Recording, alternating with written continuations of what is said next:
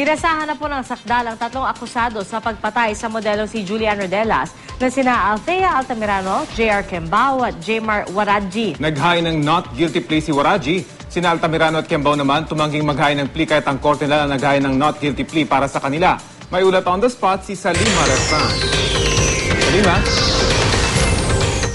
Pierre, nabasahan na nga ng sakdal para sa kasong murder sina Althea Altamirano, J.R. Kembao at Jmar Waraji para yan sa pagpatay sa modelong si Julian Rodelas.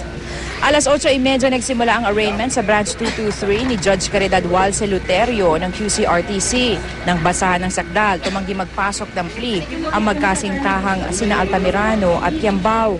Ang korte na nagpasok ng not guilty plea para sa kanila. Si Waraji naghain ng not guilty plea. Si Jelan Pasuwilan na nakaharap sa kasong illegal possession of firearms, ipinagpaliban ng arraignment. Ipapasok kasi ang kanyang kaso sa reinvestigation dahil may mga ebidensyang hindi na isulat sa referral letter ng piskalya. Si Nanay Luz, ina ni Julian, hindi napigilang maiyak habang binabasahan ng sakdal ang mga akusado. Maghahain naman ng motion to quash ang mga abogado ni Altamirano at Kembao dahil sa umano'y illegal na pag-aresto sa dalawa.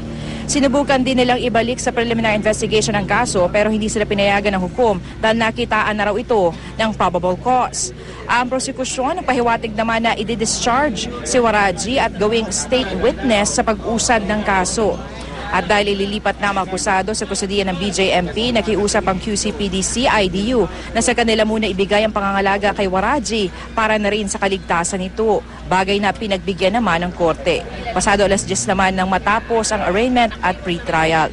Positibo ang kampo ng pamilya Rodelas na magandang pagsisimula ng paghahanap nila ng hustisya para kay Julian. Siyempre, natutuwa ako na kahit papano na ano na yung kaso. Magkakaroon ng hustisya. Usual defense naman yun. We are ready for that. We are ready to oppose that, to commend. Usually, may mga alibay, may mga defenses. Inevitable yun.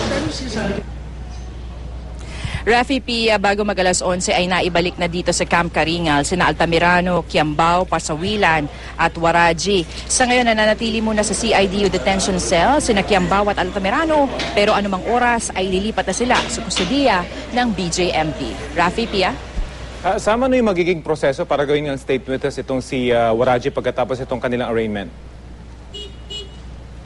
Rafi, kanina nagpahiwatig na nga itong kampo ng prosekusyon na balak nilang gawing state witness itong si Waraji pero kailangan pa daw munang iproseso yan at magpapasa pa sila ng ilang pang dokumento at sabi naman ng hukom sa pag-usad ng kaso ay saka lamang ito madedetermine. Rafi?